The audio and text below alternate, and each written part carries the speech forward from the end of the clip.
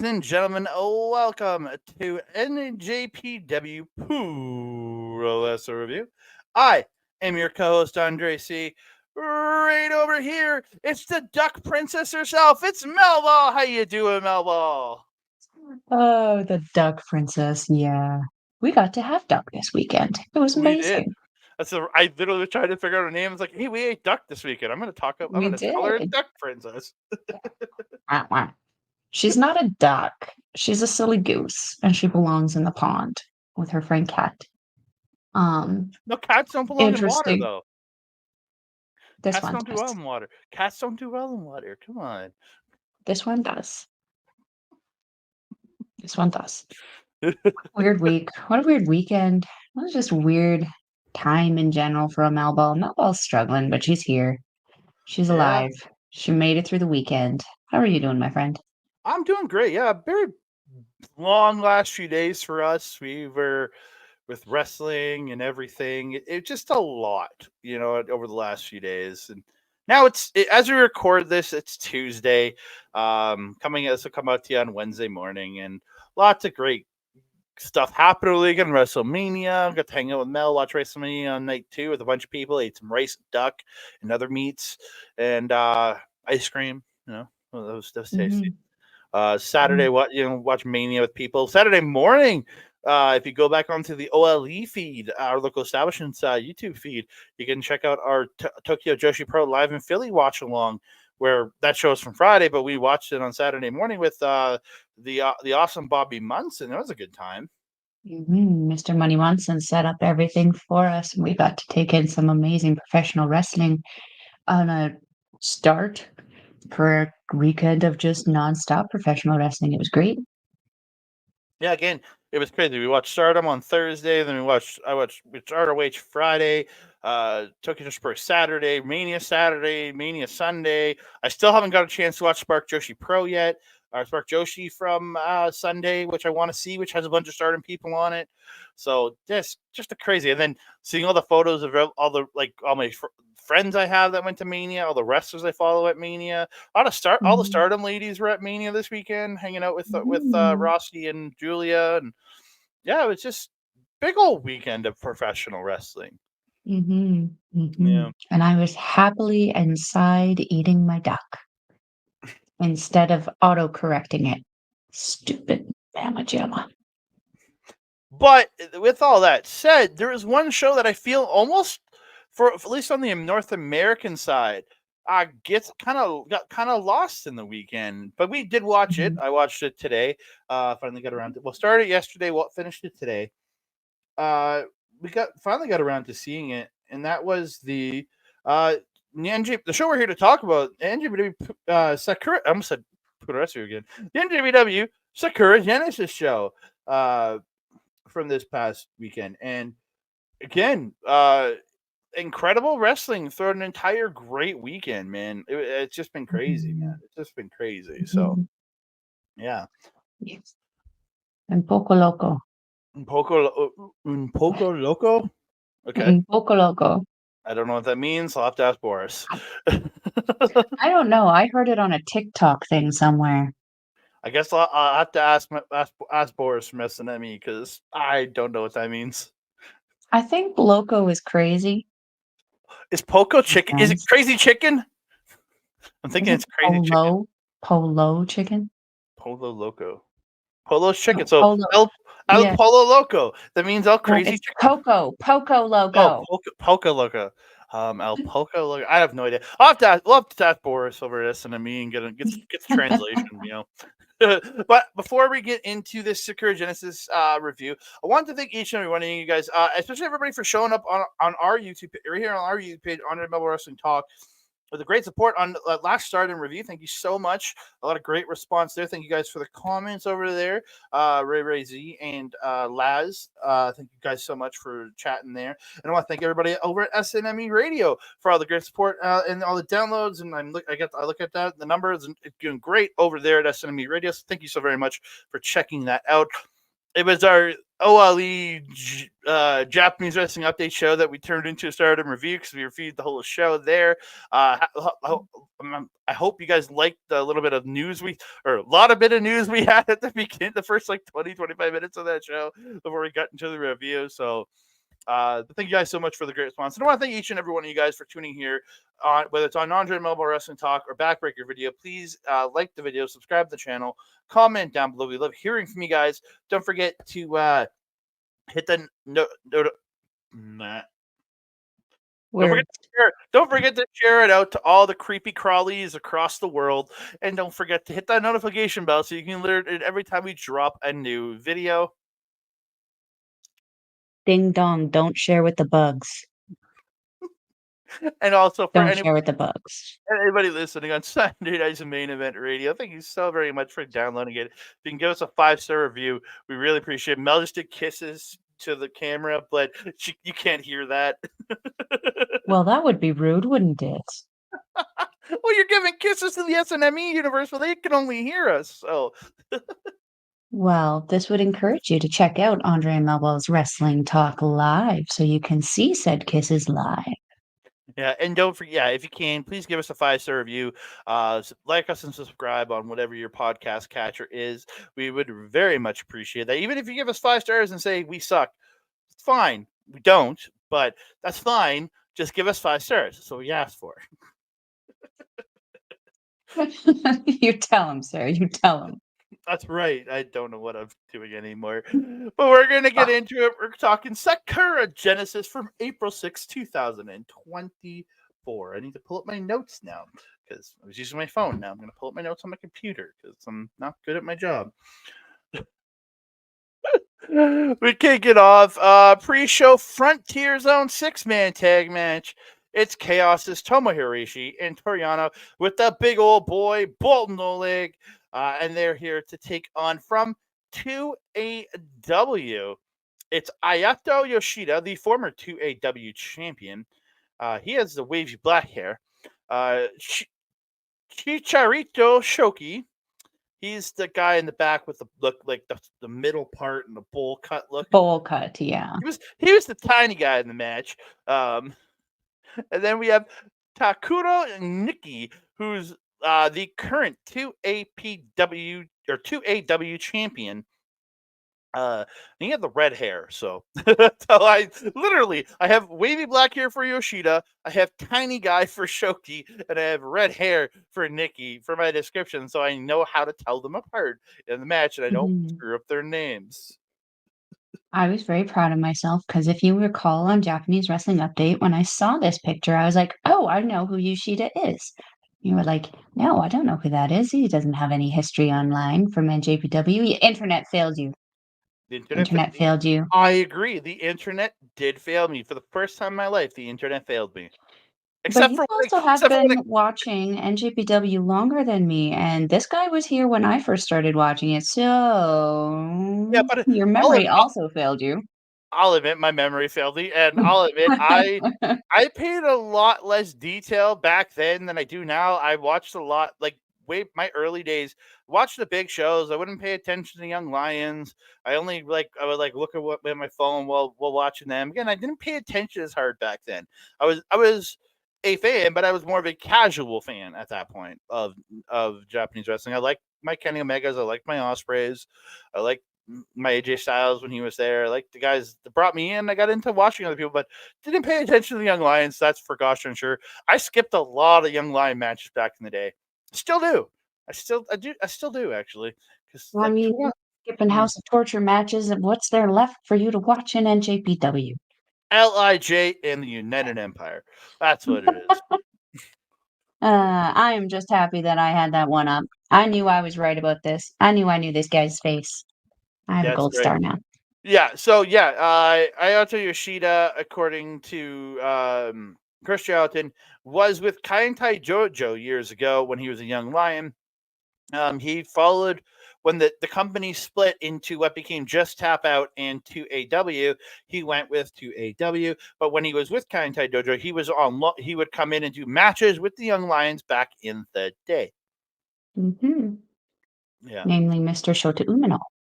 Yeah. New logo for Chaos. If you noticed on the graphic cards, it's no longer the old Chaos logo. It's literally a blue rectangle with white lettering of Chaos written in it. Yeah, I noticed that. Yeah. Maybe I just wasn't too interested because Chaos was coming in and they're not my favorite faction right now. But yeah, I didn't notice that. Yeah, I did. It was weird. I was like, "Oh, new logo for Chaos. Hopefully, we get a new version of Chaos soon." Well, Yeah, they're kind of leaderless right now, I would say, and arguably, I would say that this faction has not been really functional with itself, let alone in the company, for quite some time. I would say a couple of years, ever since Okada hit his like kind of midlife crisis there, that first time that he lost the IWGP World Heavyweight Oh, Championship there. when he went Red Balloon. When he made him the Yeah, Red Balloon, yeah, that version of Okada was weird. yeah, but that Okada threw chaos into chaos, literal chaos. They've kind of been on this downward spiral because it's like, who is chaos? They're Chaos. Like, if you didn't actually know the members, though, and if you were a new member just kinda coming in the last couple months and you were like, "Who are all these people of chaos?" And you're seeing what United Empire is doing for United Empire, House of Torture is doing for House of Torture, and LIJ is even now helping LIJ guys. But where the fizzity yuck is chaos, the faciest face group in this company? Mhm. It's embarrassing. Yeah, and even more so going. I know they just announced the tournament for the six-man titles in Taiwan, and the one night tournament. Uh, Tanahashi's teaming up with Yano, his ex-partner, but again, two different stablemates, and Bolton Oleg to enter that tournament. So, like, I don't know. It's like Kaientai or it's a Kaientai. No, Kaientai. What's their fucking team name? What? Kai and Time Meat Boy. No, what's Tanahashi's group's name? Mm, Hantai. It's a Hantai oh, Chaos Young Boy crossover team. I just think Chaos and Hantai just need to go away at this point and let Yo run a new faction. I think they need a rebranding. That's Yeah. just what they need. They need to Oh, I know what rebrand what Hantai is because Hantai is the home base I, boys, right? I Chaos can go away, but Hantai needs to kind of figure its ish out. I know what they need to be. They need to be Yo and Tai and just be led by Yo. And then everybody's just crazy. No, Yes. just no. Absolutely not. Take us So into the yeah, match, sir. Yoshida getting in the face of Ishii before the match. Shoki is in with Ishii, chopping him, having no effect. Um, and just gets wrecked by Ishii. Nikki is in with Bolton Oleg, but gets dropped, and he's taking it to Bolton Oleg, but Bolton Oleg just shoulder blocks him down, works him over. Yada comes in, removes corner pad, whips Nikki into it. Nikki fights back, but gets pulled down by his hair and gets whipped into the exposed corner again. Ishii just chopping the hell out of Nikki, but he fights back, hits a drop kick, then another. Yoshida comes in, and so does Oleg. He takes Oleg off the apron, drops Ishii, takes out Yano. Yoshida and Ishii trading strikes. Yoshida ends up dropping Ishii with a running boot. Uh, Ishii blocking kicks. Yoshida gets a super kick, but Ishii hits a German. Oleg comes in, slams Yoshida, misses a flying body sausage, as Chris Charlton said. And Yoshida hits some big kicks. Shoki comes in, hitting Oleg with running kicks. Gets a flying arm scissor. 2AW triple team Bolton. And Shoki tries to lift him, but he just can't. You don't lift the Ichiban Meat Boy. Oleg catches Shoki, and and Gut Wrench swings him into the suplex. Gut Wrench does a Gut Wrench swing around, and it does a Gut Weedy, Wrench weedy, weedy, suplex. weedy, weedy. Hits the suplex, but can't get the pin or can't get the three on the pin. Eventually, he gets Shoki up on his shoulders, hits the Green Bay plunge, and Bolton Oleg gets the win. Yeah, Yeah. this was a surprising one for me. I'm But very sure this man is not doing Excursion. I think he's going to pull a Kosei Fujita and just he graduates and keeps going. I don't disagree with you that that's probably what's gonna happen. I disagree that that's the route that would properly take him to where he needs to go successfully speaking. We are always gonna see people who do their excursions, they just end up better. With Koze Fujita just kinda came in better. I feel like he's one of those, you know, people who has that natural, crazy technical talent that that has just blossomed in him under the tutelage of Zack Sabre Jr. I think Bolton Oleg is gonna be a star 100%, but I feel like he's under the same kinda, umbrella that Hikuleo was when Mm, Hikuleo was going through the Young Lion thing, and he was coddled quite a bit by his Bullet Club brethren, and we saw how that kinda slowed and hindered his ability to kinda pick up speed, especially once Bullet Club kinda dissolved and he didn't have that backing anymore. We've had to watch him struggle to get his way up to where he needs to be, and I feel that if they do the same thing with Oleg, it's gonna be the same thing. He's good now, nurture that now. Don't put him in this situation where we have to wait 4 or 5 years before he can actually get his feet underneath him because he's kinda just walking on air right now. He's so good. I'd like to see him nurtured properly. But he did so good in this match, and he deserved that win. The way he yeeted around everybody, it was really impressive. Yoshida, though, was kind of the star for me, not just because I knew who he was, but because I remember him fondly back in the day being the only young lion that I saw throwing kicks and wearing kick pads, and I thought that was interesting, and, of course, it was because he was in a different dojo. They obviously train him a little differently. The kick's still a major thing for him, though, and, they're good. They're damn good. They are stiff, they are crisp. I would compare them to Momo Watanabe style solid. Solid, solid, and he can be really mean with him.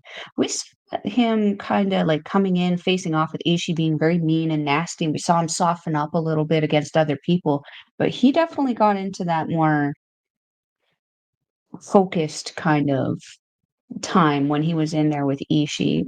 I'm hoping that they expand upon these little feuds that start to happen in these frontier matches so that we can start to see more of these guys coming in and out doing maybe instead of multi-person matches, we can start to see some singles matches start getting thrown up in there because I would love to see Ishii and Yoshida, but I would also love to see Nikki and Yano.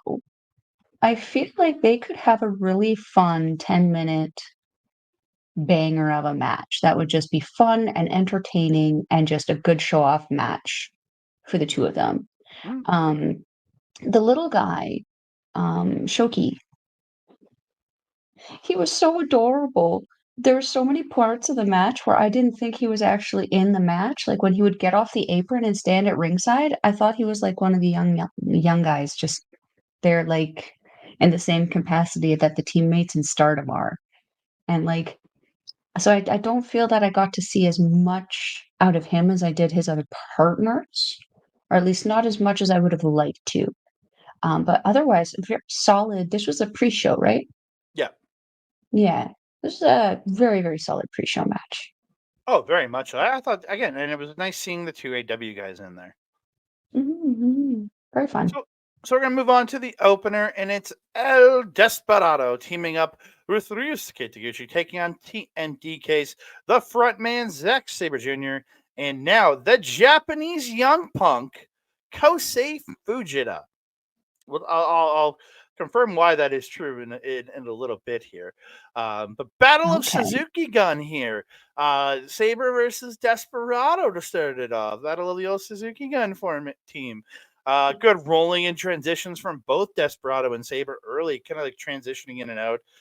Gooch is in with Mhm. Fujita. He gets the butt drops, as I'm gonna call them, instead of drop into the drop kicks or the butt drops. Um, the drop butts. There you go. The drop butts. Instead of drop kicks or drop The butts. drop butts. Uh, on Fujita, but he comes over the top to drop another butt. Oh no, sorry, this was the actual butt drops. Yeah, he's like dropping the butt on him. He comes over the Yeah. top to drop another butt on him. Fujita gets the knees up and crotches the gooch. Um, it's pretty funny. Um, Mhm. Fujita with the stomps gets a single leg crab, or sorry, Gooch fights back and he gets stomps and a single leg crab though. Um, Saber ties up, gets in with Despy, ties up the legs. He ends up atomic dropping Gooch, then gets the bow and arrow on Desperado, and then into a pin for 2. Saber pulls an armbar, and Desperado transitions to the stretch muffler. Then he transfers back into another armbar, then back into the stretch muffler, then into the octopus and a pin attempt by Saber. Then Desperado gets a side suplex. Just great like work with these two. They did just Mhm. transitioning so well.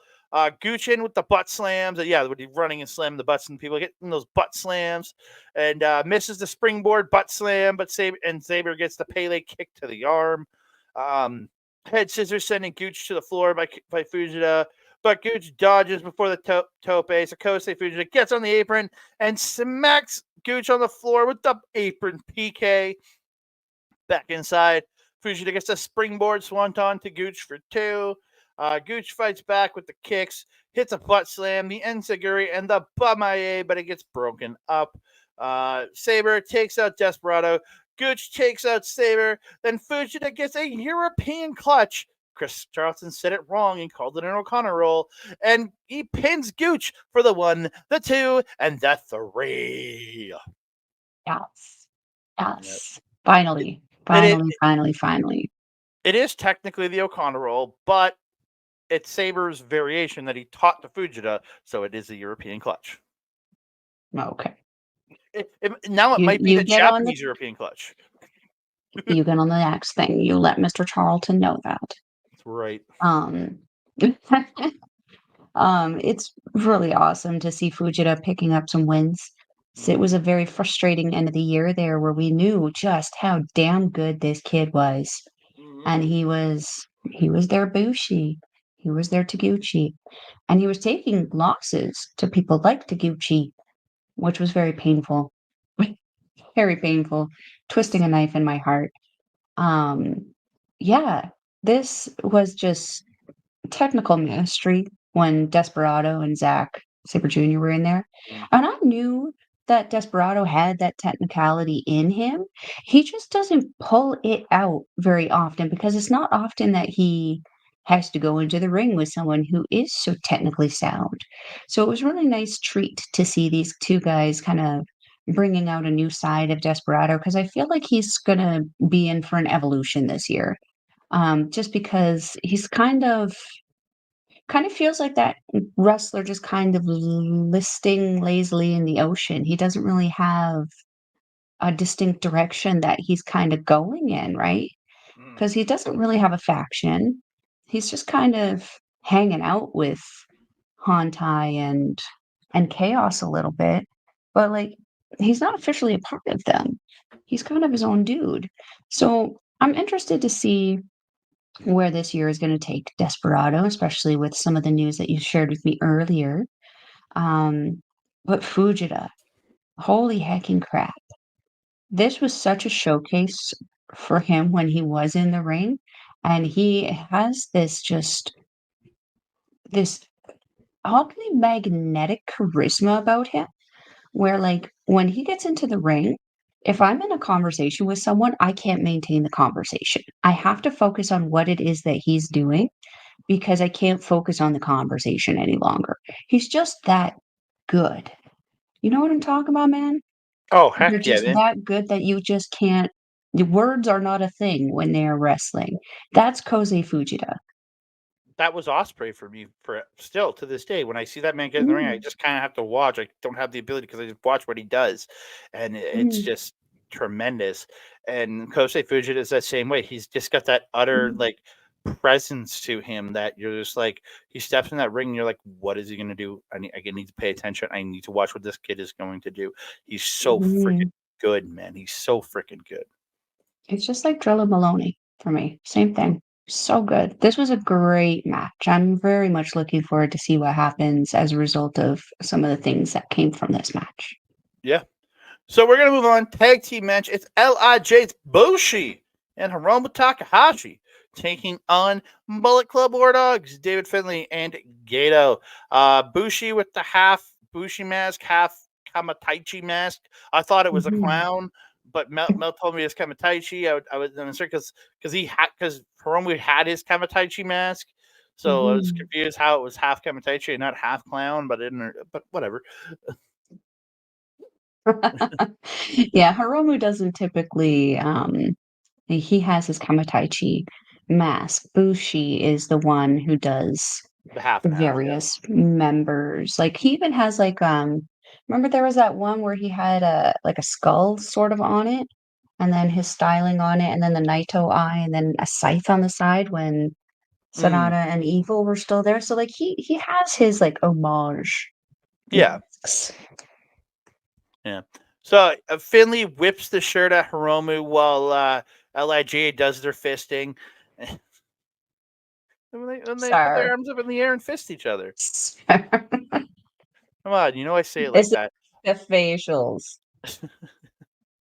Finley or Chris Charlton saying Finley is very unhappy that he's still not on the card and that he has to wrestle against juniors.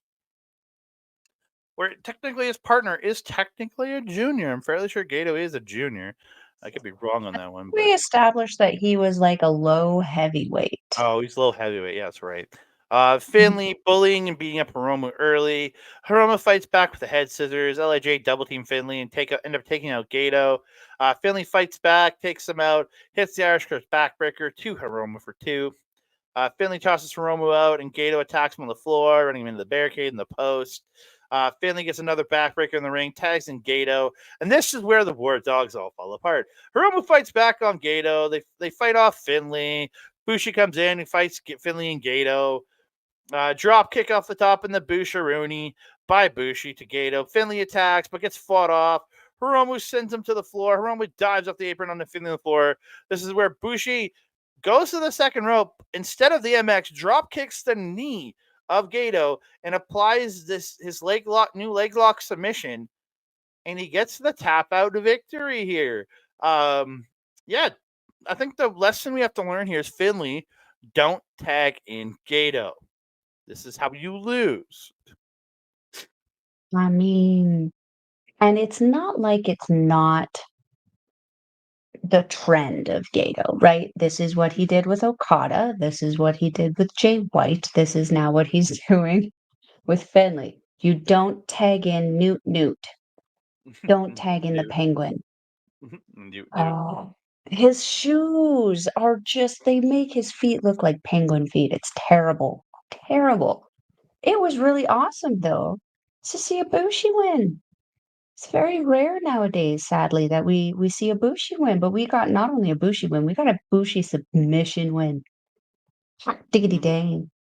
And afterwards, Finley pissed Mhm. the hell off, and rightfully so. I mean, let's be honest, since Wrestle Kingdom, it has been a bit of a downward spiral for the leader of Bullet Club War Dogs here. We're Well, seeing him, his faction got the win in the cage match, so that was a positive. yeah, but he lost the Never Openweight title at the end of the year. He lost the opportunity to have, or he lost the global title right away. That's Nick true. Nemeth. Yeah. Like, and then right away after that, we had so many questions about contracts and stuff. We have sadly Alex Coughlin having to retire. We've got with Gabe Kidd was in question, Drilla Maloney was in question, Connors was in question, hell, even Finley was in question at one point. You know, Mhm. there was a lot more questions than answers surrounding Bullet Club and David Finley in particular. So this is it makes sense to me that he's a little pissy because Mhm. Gato's supposed to be the person who fixes things. He's supposed to be the blacksmith. You're supposed to make things strong and sturdy. Newt Newt. Start with them shoes.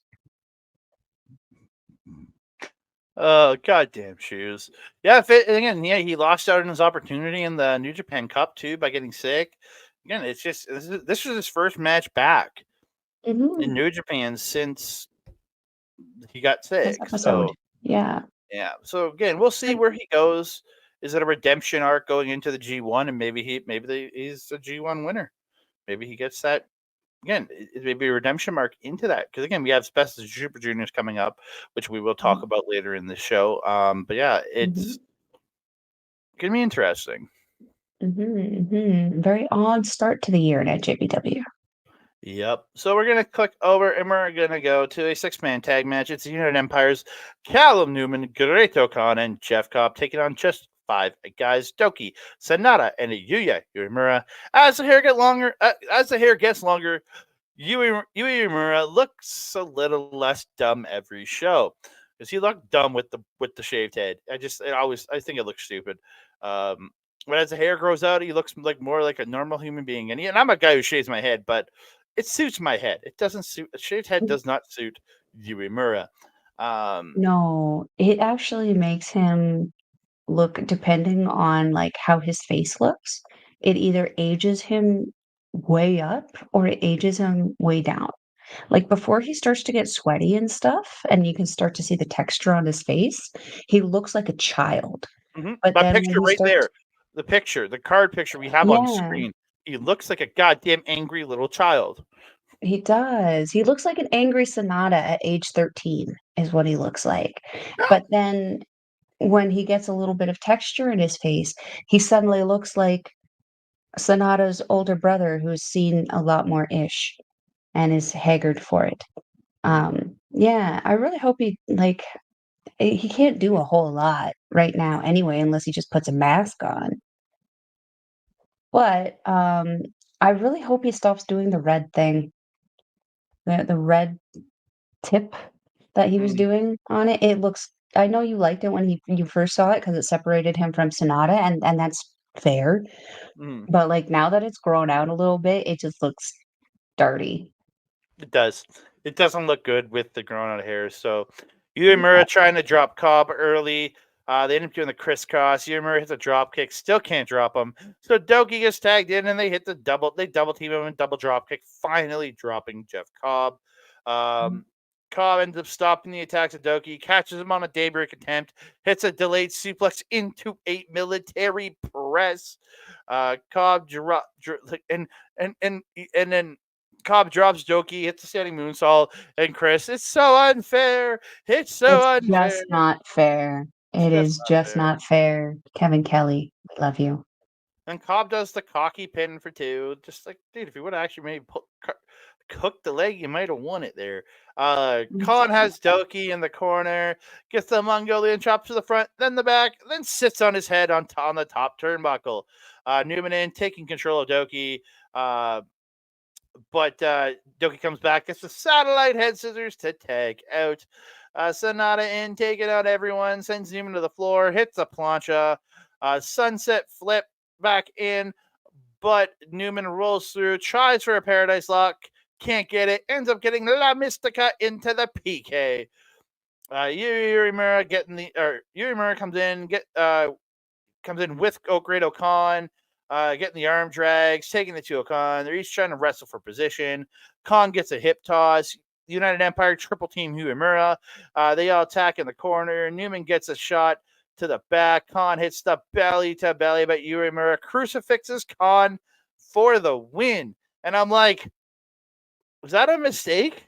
Like, I literally was wondering if that was a mistake. So Khan shoving with Uemura after the match. Uemura hits a deadbolt to Khan. He picks up the KOPW title, looks at it, then lifts it up in the air, then drops it on O'Khan and leaves. I guess Uemura's fallen so far that he's now in the KOPW ranks. This is You know, I'm the sorry, this is the bottom of the barrel title in this company, in my personal opinion. Maybe just above the Never 6-man titles. That's about it. as a singles title, yeah, I would say this is the least highest rated. This is the least rated one. Mm-hmm. But I feel that as this is going to sound mean, it's not intended to be, but it is Be where mean. he needs Be to mean. start. Be mean. The bottom is where Yu Uemura needs to start. Of the 4 returning young lions in himself, Yu Uemura, Yota Tsuji, Ren Narita, and Shota Umino. I would say of the four of them, he is the weaker of the four.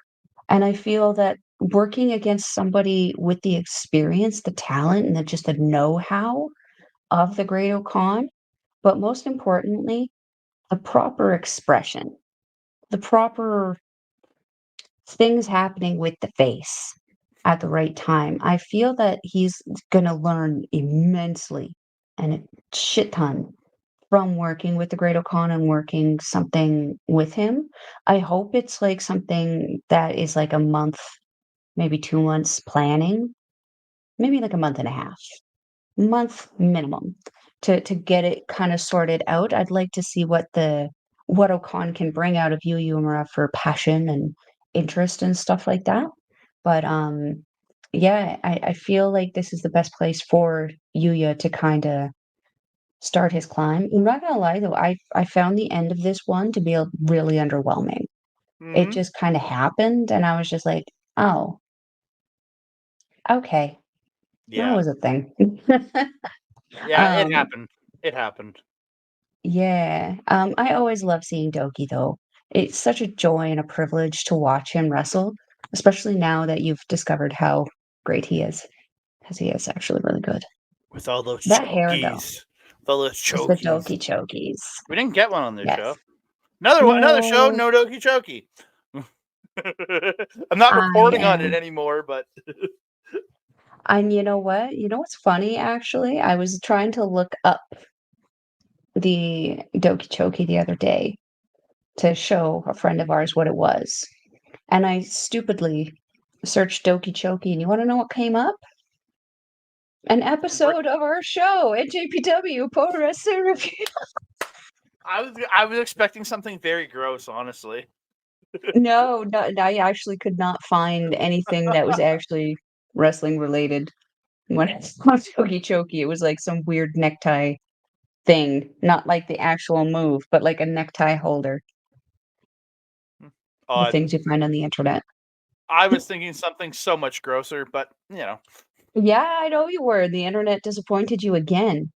I figured it's gonna be that like some the other pronunciation for his name, Dookie. Yeah, Yeah, rude. that's what I was That's just expecting you to you say. We move on. Jeff Gobb joins commentary immediately. immediately. Doesn't even go to the back. Just goes and sits down, sweaty as all hell. Just goes and sits by Chris. The young boy's going and getting him towels and getting him his something to a jacket to wear and all that other stuff. I don't know if he got He a didn't jacket. even have it.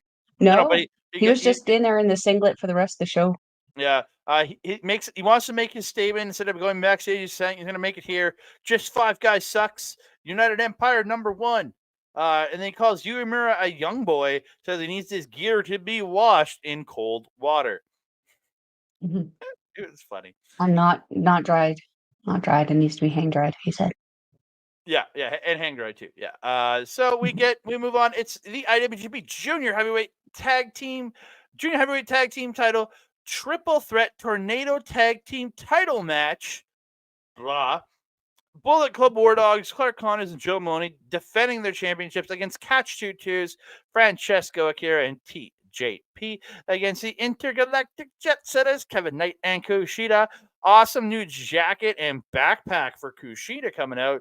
Looked like it was like a Mhm. rocket pack because he had the stuff blowing out the bottom of it. It was really cool. Kind of Marty Knight, McFly thing. yeah, and Knight looking like Doc Brown with the way he's got his hair, he's wearing the glasses. I love the new jacket and pants for him. He looked really good. He wasn't wearing the tights this show. He had tights on last picture I saw him.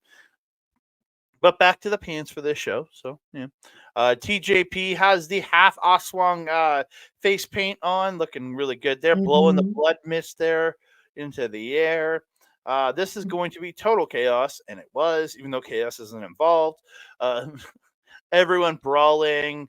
The Jet Setter is going to drop toe hold and running frog splash to Akira. What? Aren't the Jet Setters technically a part of Hantai Chaos? No, Hantai. Chaos is technically a separate faction. But again, it's all chaos. Um, uh, they hit that drop toe of running frog splash to Akira combo. He fights back, taking them both out, gets them in the ropes. TJP hits a wrecking ball drop kick to both over the top to the apron, hitting that wrecking ball drop kick.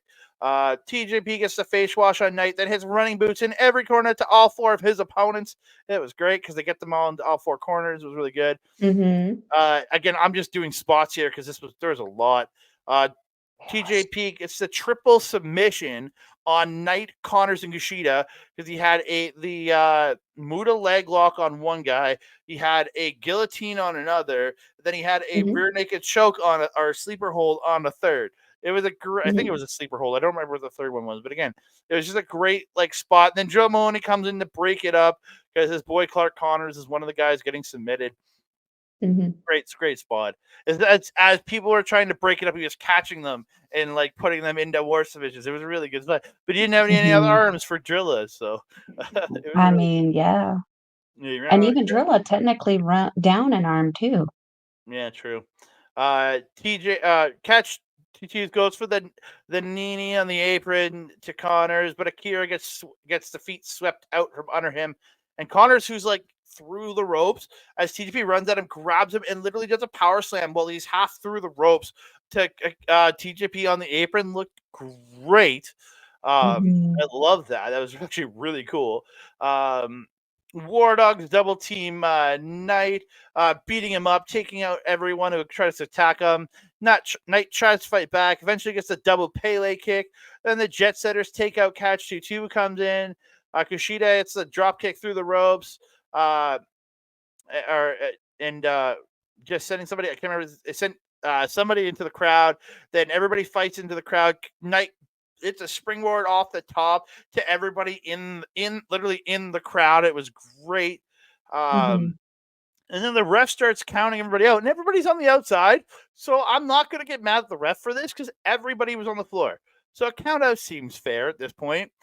And then Mel's fair spot, everybody gets in at 19. Everybody. It was great. Literally everybody. Why? It's like the super kicks. It's like everything becomes trendy, and then it Yeah. just gets overdone to the point of annoyance. Yeah. Everyone's brawling. TGP gets Drilla in the Tree of Woe, but fights off another attack. Drilla fights out of that. A Knight does a hop up, Rana to TGP off the top, then hits Sky High to Akira for 2. War Dogs get hit and run to Knight, but he kicks out at 2. Kushida gets sent to the apron. Connor spears him off the apron to the floor. Drilla stops the springboard by Knight with a low blow and then hits a suplex. Kushida fights off Drilla Killa. Buckets is taken out, and Akira hits a tope onto someone on the floor, and TJP hits a final cut in the Mamba Splash to Drilla in the ring for 2. Again, it's just going. Everybody in hitting finishes to each other. Catch hits the knee to Kushida, but Connor breaks that pin up. Leaning Tower stop. Kushida gets a roll up for 2. TJP gets a Pinoy stretch. Kushida, I can't remember who he got it on, but Kushida gets, he got on Kushida, then Kushida gets out into a hoverboard lock. Then Knight hits a DDT to Akira and hits a gets a hoverboard lock on Akira. But then the War Dogs break up both submissions. Just crazy. War Dog or Jet Setters get standing hoverboard locks to War Dogs, but the War Dogs fight it off. Drilla is sent out. Knight and Kushida doing a little bit of Motor City machine gun moves here. Kushida's friends from TNA. They go for the culture clash roll, but Connor spears Knight out of the roll. It was great. And Mhm. Drilla ends up goring the shit out of Kushida. Drilla Killa and a no chaser to Kushida and Knight, and Drilla drags Kushida up top, or drags him up, like literally drags him up, lifting him up, and they hit the full clip to Kushida, and the War Dogs retain their IWGP Jr Tag Team Championships. Then after the match, as everybody's leaving, Cobb is talking shit to TJP, saying, "Hey, if you want to be the leader, you need to lead by example," is what he says to him when he comes by the English commentary table. I'm like, damn, Cobb ain't letting him have he ain't going to let anything slide here. I liked it. Well, yeah, and, like, he's not wrong. No, he's not He's wrong at not all. wrong. But then again, there wasn't a United Empire win from anybody on this show. So that might be a bit of the pot painting the kettle there.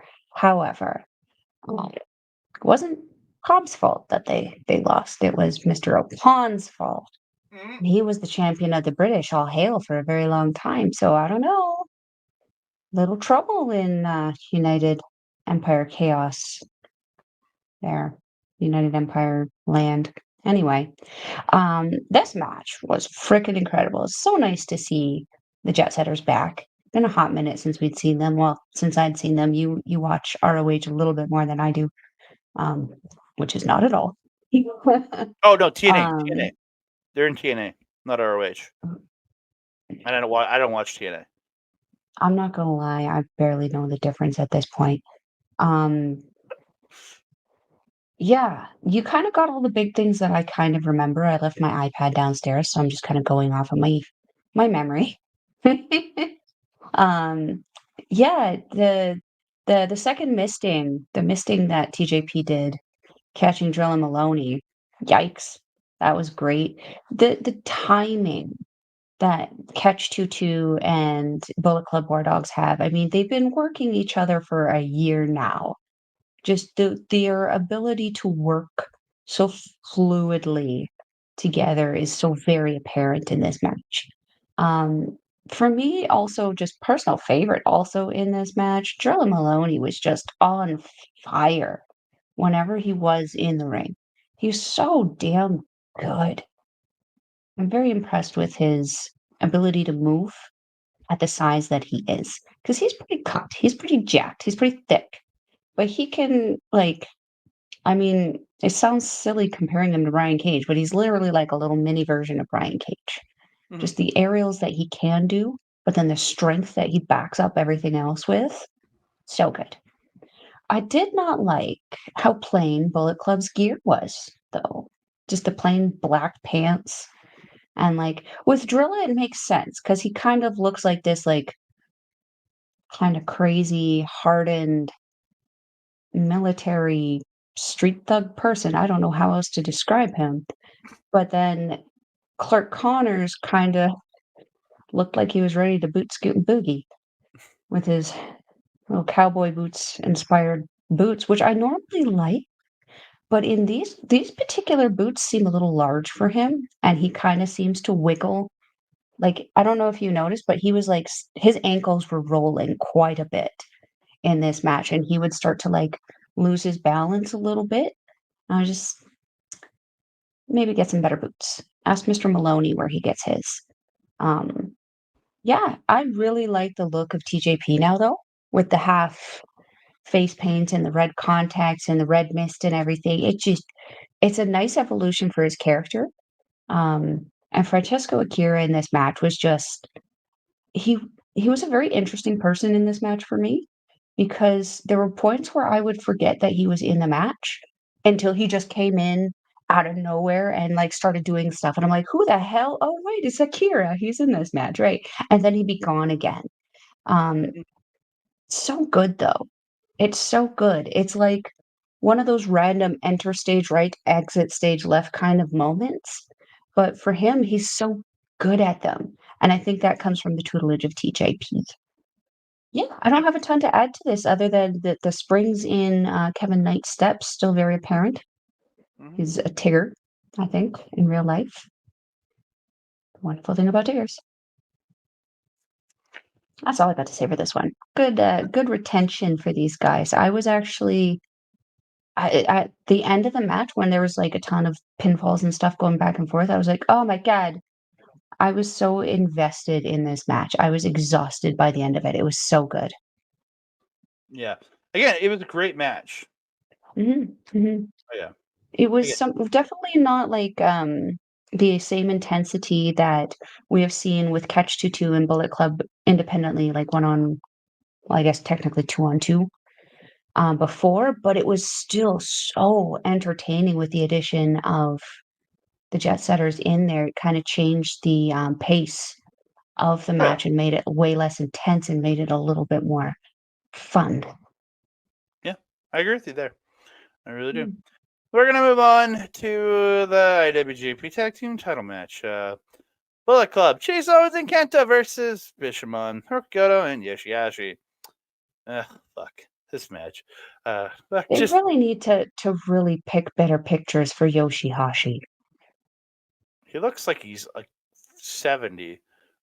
Yeah, these pictures that for this tour have not been kind to him. He does not look like that. Yeah. Um, yeah, take us into it, man. He doesn't look good. But yeah, it didn't look that bad. Look at what Cobb calls Yoshi-Hashi a Ninja Turtle wannabe. I never thought about that before, but I kicked myself for not being a huge Ninja Turtles fan. Um, I said the same thing as soon as he came out. I was like, "That was brilliant. Why didn't we ever think about that?" nah, we're not as good as Cobb. Kenta Yeah. and Chase. Cobb has a career for himself when he retires as a commentary guy for New Japan. He Oh, has to. yeah. He says he could. He I has to. think at one point he said I could be Walker Stewart. Just have to grow a couple feet. I was just like Which way? like tall. Like again, Cobb saying he's a big man, but he ain't as tall as Walker. Like it He was a, isn't, no, because Walker was, like, as tall as the Asian people standing. yeah. It Like, was that was crazy. yeah, because Walker. Like He's a there's a Texas picture. Ranger, that one. There's there's a picture from him, Akira, and Cobb, and somebody else going hiking in Japan, and like he towers over Akira. Gino. Gino. Gino, Gino Gambino.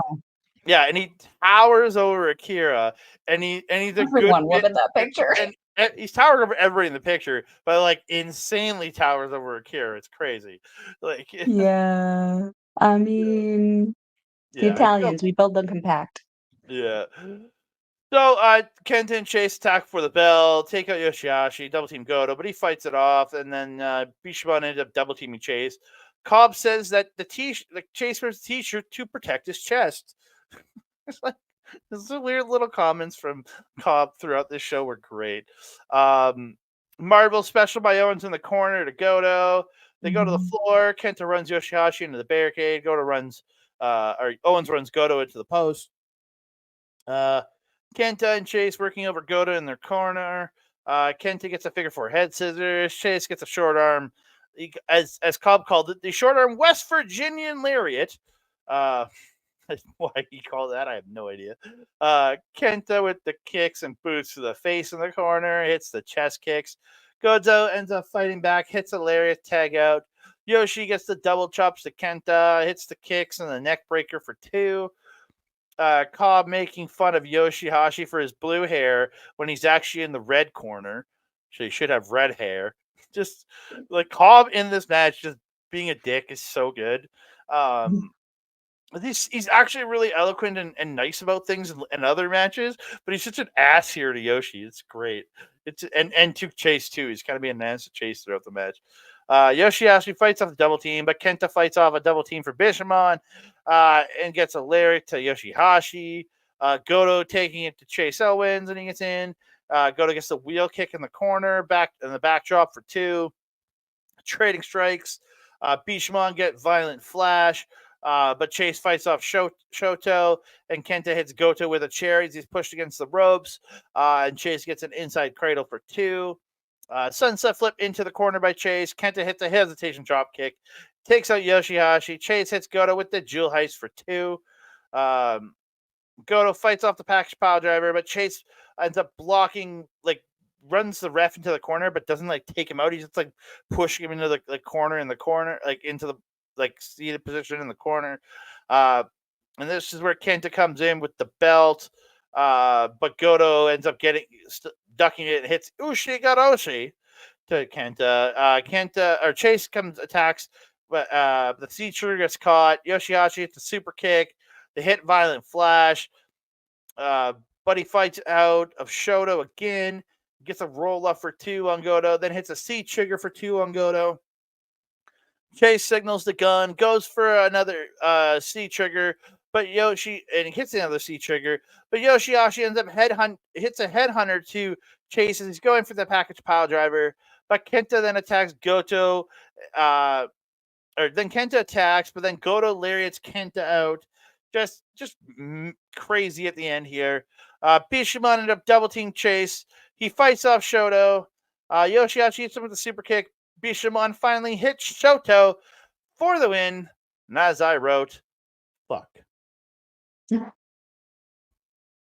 Yeah. They Kenta again.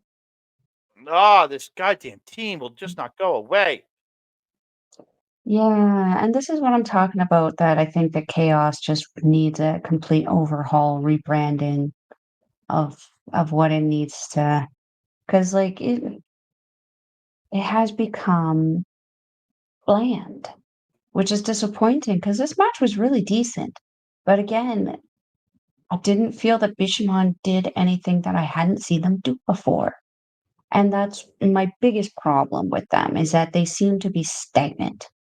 They haven't evolved their tag team at all, and they're not even making fun stipulations anymore. They're just unifying and ununifying and unifying and ununifying. And it's just like, El Presidente, we got better than this. We have better tag teams than this. Not you, though. Not you, Mr. Presidente. Not you. But we have better tag teams that we could have had in this match, I think. Because I personally liked Kenta and Chase Owens being the IWGP champions right now. They weren't doing a whole ton with them because I don't, for whatever reason, like letting Kenta do a whole lot now. It's disappointing. Maybe he just did too much. Whoa. Maybe that's what the problem is.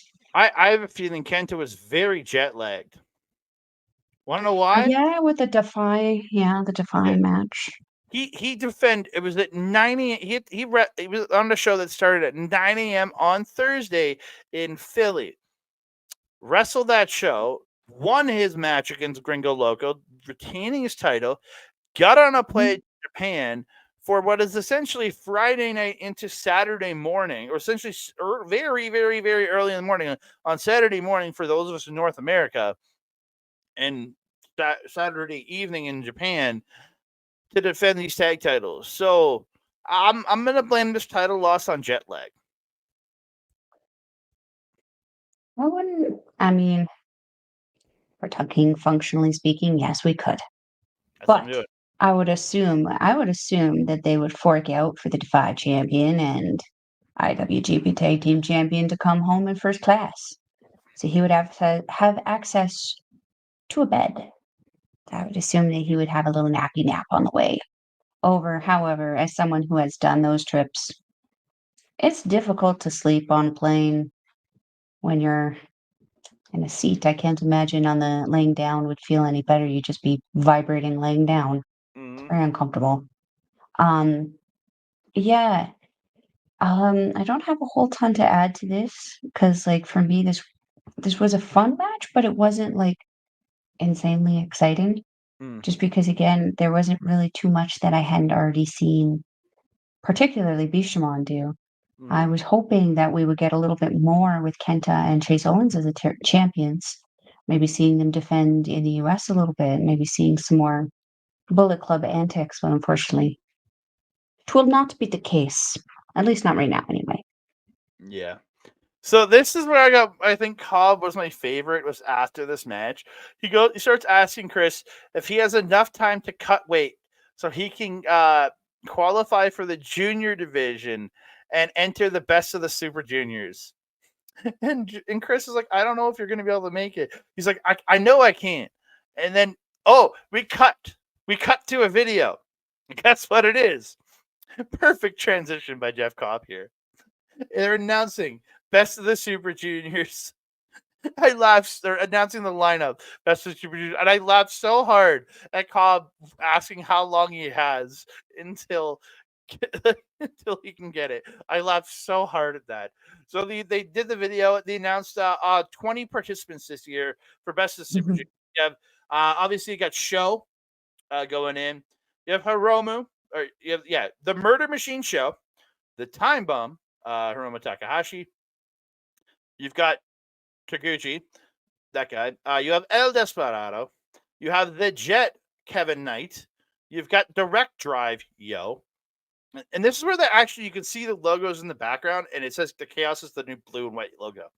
Shows in the background behind them when you're looking at people in these I graphics. was not paying attention. Keep in Yeah, mind, I also had a viewer with me, so I was probably discussing it. yeah. Bushi, Bushi, Whooshy, Teton, Teton, Titan, Titan, Teton, Teton. Uh, Titan. the Public Enemy, TJP. The Nova Fireball, Francisco Akira. Uh, everybody's favorite, Doki. Yay! Uh, Robbie Eagles makes his return for the rest of the Super Juniors. So, Mm-hmm, uh, mm-hmm. Bone Soldier Taiji Ishimori will be in it. Uh, the heel master himself, Yoshinobu Kanemaru, is in this. So we're gonna get some cheeky shit there. 100 proof, Clark Connors. Mm-hmm. So again, retained his title, and he's coming in this tournament. I feel like he probably signed a new contract. It feels like, anyways. Uh, Mm-hmm. 44 caliber, Drilla Maloney. That's his new Yeah. nickname. Yeah. And officially the Japanese young punk Kosei Fujita is in this. I love it. He's now the Japanese young punk.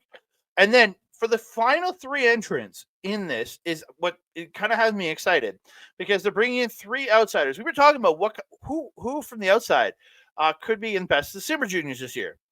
We were asked this question on Japanese Wrestling Update last Mm-hmm. week, and we got one of them right, because we said Blake Christian, and Blake Christian is in representing ROH. He is in all heart. He's all heart, but it says all heat here, so I'm not sure what his actual moniker is.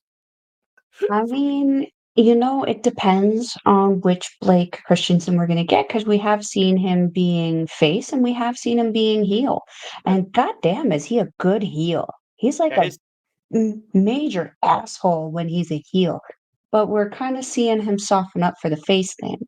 I'd have to like sit down and look at everybody again. So I feel like we've got a pretty down the line cut of like how many heels versus how many faces are kind of mhm. in this. I personally, after what we saw against between like Blake and Mr. Mortos over there, um, I would like to see face Blake. Yeah, me too. I think he would have some really good altercations with some of the Bullet Club guys and House of Torture people. Yeah. And then the last two entrants, both coming from Pro Wrestling Noah, but also from GCW / Mhm, Pro Wrestling Noah. It's Ninja Mac making his debut in the tournament. And then mhm. also making his debut, the 5-time GHC Junior Heavyweight Champion from Noah. It's Hayata, baby. Yes, I am very excited for that. That guy is he's got quite the character. Very, very Yeah. interesting character, very interesting moveset. He's crazy. He's just like Hiromu. I would Yeah. almost say he's like a crazy combination of Hiromu and Sho. Yeah. Um, if you want to know more about, if you want to see Hayata on a New Japan show, go to All Together Again from last year. He was in the 6-person semi-main event tag for that all the major junior guys from both Yeah. companies in it. He was in Mhm. that match. So, and I think at that point he still was GHC Junior Heavyweight Champion when he was in that match. Yes, because his partner was that other champion that Hiromu was won it from or Yeah, whatever. and then the other But, guy, and then there was the other guy had the bunny. Or no, the guy on the other team had the bunny. Never mind. yeah. Yeah. Yeah. Yeah. So we're gonna move on to talking about the Super Junior Tag League. Let's talk about the Junior Heavyweight Championship match right here. We get an IWGP Junior Heavyweight Championship. Show versus Yo. Let's go. Show chases Yo out because Yo stole his belt. They get to the ringside. Yo hits a plancha. Match starts. Show blocks direct drive. Show gets in control, but Yo fights him off. Hits a low drop kick, and this match is over. Yeah. No. I don't know what Show did, but he dislocated his shoulder, and you could literally see something sticking the frick out of his shoulder. It was Yeah, it was gross. his shoulder. Um, you wanna know what he did? Because I What did watched you? it back again. He What? just When did? he just he just literally sat down. He did the drop kick, and when he landed on his arm, it just jimmied really funny, and you saw him go, "Ah!" And then as soon as he moved it, I was like, "That thing is out." That's exactly how my shoulder looked when it came out. So I was like, "Ah, dang." And uh, we had to watch it because he didn't realize fully what had happened, and this is where I think this was his first dislocation, because I don't think he understood that it was dislocated. Because you when it happens for the first time, you just it hurts, but, like, instinctually, you just kinda go, "No, I can still move it." He was still trying to move, he was still trying to walk around, he still tried to do some moves. Mhm. Crazy. No, I will say, though, when Sho realized what was going on, she did the right thing in not being a dick He just went to the and corner. stayed away. Eh, Yeah, he He's he was still went. beaking off. Mhm. But he did the right thing in not physically interacting, because that would definitely be a House of Torture thing to do. But It's as a very, very human being, smart. but as a good worker and human being, Show knew, okay, he's hurt. I need to back the fuck off. I'll Mhm, beak and say my shit, and then it was declared a no contest because of mhm, the injury. It was declared a no contest. Show gets his title, is parading around like he's a winner. As Show's taken to the outside, um, and so the doctors and trainers are checking on Yo. mhm, Kosei enters the ring. Everybody's mhm. like, "Yeah, cheering for Kujita." The cameras cut back to the freaking people, and it shows them pulling the shoulder back into place. And it wasn't quite even back yet, it was still limp and everything. I was just like, "Bro, why?" And they're trying to triage him to get him out of the pain, the get Mhm, him like get it back into place so he's not thri- throbbing in pain as much as he is because the pain does mhm. subside a good bit once it's put back into place. It still It hurts, does. but Yeah. it yeah, dude, I'm like, Arguably, it hurts the most, I think, a couple hours after it, once hmm. the adrenaline is wore off and your muscles and tendons are like, "Hey, yo, what did you do to me?" Literally. Hey "Yo, yo. what did you do to me?" Like, I love because you didn't mean for that. I know that one. no, that just came out. Yo ends up leading it under his own power. He does walk to the back, Mhm, so again, it's not like it sucks because I'm hoping he's back for because it's I think the 10th of May. It's this tournament starts. So a and month. the show happened on the 6th. So let's hope he it's nothing serious. It just popped out of place. There's no ligament Mhm, damage done in that because otherwise we've taken it out and we have to replace him with somebody else, and we mhm. don't want Togo. That's for sure. Yeah. No, So we don't. No, we don't. But you know who we would take if they're available, which I don't think they are. No, they aren't, because 'cause they're gonna be here. His tag partner, Lio Rush. that, yeah, no. Leo He's Rush, gonna yeah, be because here. he's here the You following go. weekend, yeah. And then I thought you were gonna Yeah. say Mustafa Ali, but I'm like, no, he's here literally the day the tournament starts. Wow, that's gonna be a crazy weekend in wrestling for us. Mustafa Oh, Ali and Lio Rush. so okay, so for us here in Edmonton, Alberta, we have AEW on May 8th, Wednesday. We have Oh my CW god. we have CWE featuring Savio Vega and the Zombie Princess Jimmy Jacobs on the 9th. We then have Oh, I Top forgot about that Talent. too. We then have Top Talent Pro Wrestling with Mustafa Ali on the 10th. We also have the Best of the Super Juniors starting that day, or right around there. And then I think on the weekend there's we have Leo Rush on the Saturday or Sunday here in Edmonton with RCW. So we're going to be very busy those 2 days, and it's going to be a very expensive few days. I mean, thank Christ that the companies here are competing for our attention, though. Thank God. God damn. That's Yeah, gonna be one hell of a month for wrestling. yeah. So let's hope Yo is back in time. Otherwise, like there's some great juniors in North America that they could probably convince to come do this tournament. It's very possible. But again, I feel like Oh, yeah. they probably end up pulling somebody from All Japan or from Noah more. Mao. Mao, Mao, bring us some Mao. bring him to us, Mao. Bring him to us, Mao. So He could have Fujita come up wearing like a Gary t-shirt. gets the mic, says, "Show is the worst champ in history. How about I take it and become the youngest champ in history?" Then Doki is back. He shows up, says, "I understand how you feel, but I beat Hiromu Takahashi last year. Before you, I get a shot." And they're pretty. It's Doki and Fujita now talking to each other. They're not even acknowledging Show now. Show gets pissed. Fair. He gets a mic and says, "You don't know how tough I am. I'm above person from a junk town like you." I think this is all from translation. From a junk town like you, referring to Fujita, and I'm above a guy who wrestled in mud huts in Mexico. To Doki, he says, "I'm above you," and then Chris said he shit on the AMA. I don't know what AMA is, but it's something to do with wrestling over there. I don't know. I know AMA as the people that come and unlock my car when I get locked out of it. That's my insurance provider. Oh yeah. Again, so Kosei Fujita ends up hitting a springboard dropkick to Show, and he picks up the junior title, raises it above his head, looks right. It looks right to me. I think that's where that title belongs. He then drops the belt and leaves. Doki then picks up the belt, yells at Show, and then Doki just leaves with the belt.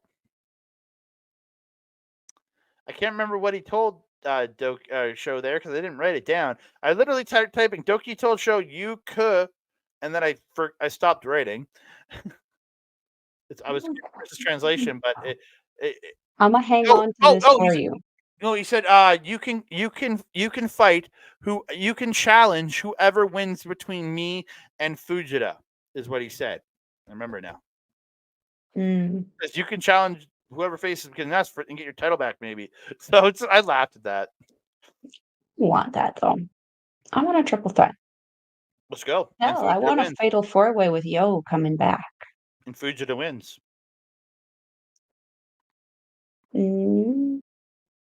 No. It'll still be a great match, though.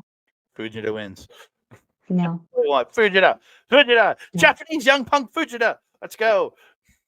He is not the most experienced person in the ring. He hasn't put in some stuff. He's got some stuff he's need to put in. He can't just win the first title. Youngest champ ever. There's an opportunity after the Super Juniors. He can win the Super Junior and have it after then. There we go. So we're going to move on. We're talking some Shota Umino and Jon Moxley versus House of Torches, Jack Perry and Ren Narita. Mox and Umino does Ren Narita look like evil, like a miniature evil in this picture? Oh, I'm pretty sure that's what they're going for. It's disappointing. Mox and Umino coming out together to Shota's music, then it turns into Moxley's music. Long ass entrance, even on 1.5 times the speed. It's still long. At least it was together and they didn't come out individually. It's cut down. Cobb and Jeff Cobb, Chris Charlton say this will be violent and sadistic. And Chris says he's like, I'm gonna be biased. He says, I want to see House of Torture get their asses kicked and then Chris Charlton talks about Bryan Danielson beating Blue Panther at CMLL a few hours before this on Friday night over here in the.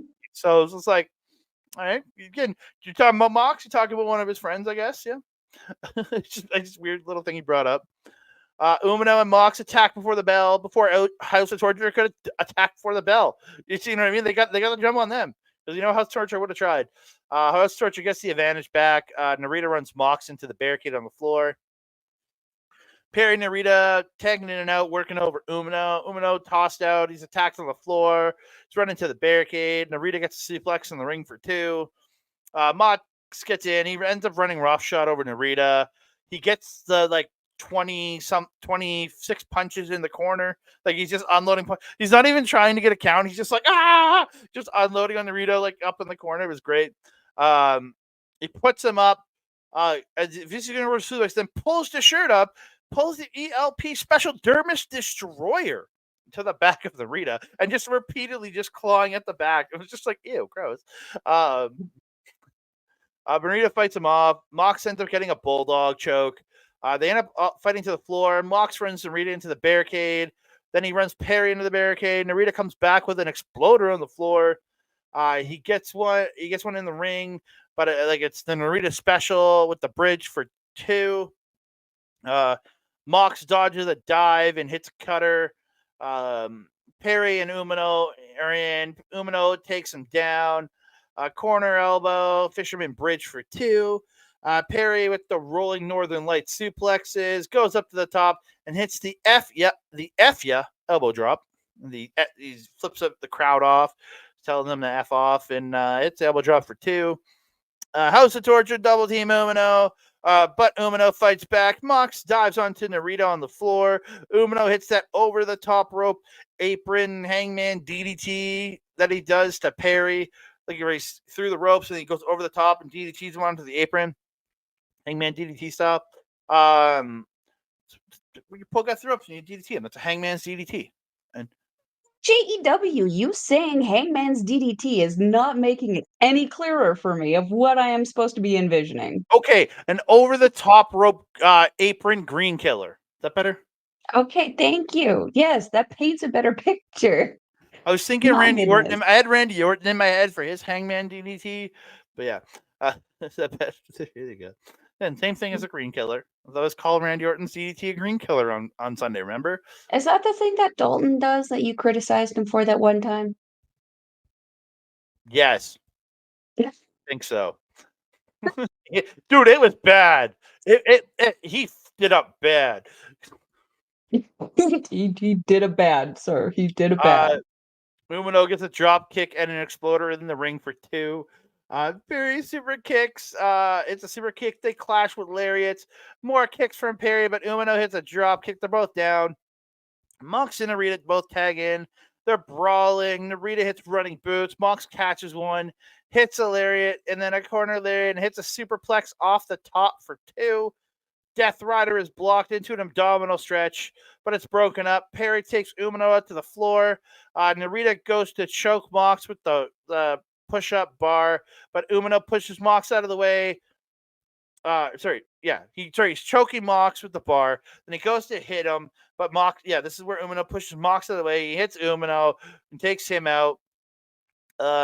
Mox gets a back body drop to Narita, but Narita gets a sleeper after he reverses the lariat, but then Mox reverses the sleeper into the Death Rider for the win, kind of out of nowhere here. I was like, okay. And again, good match, and the least amount of shenanigans I could expect from a House of Torture match, honestly. I was pleasantly surprised with this, actually. Really, the only shenanigans were the push-up bar. Yeah. And it was an appropriate amount of shenanigans. It made sense.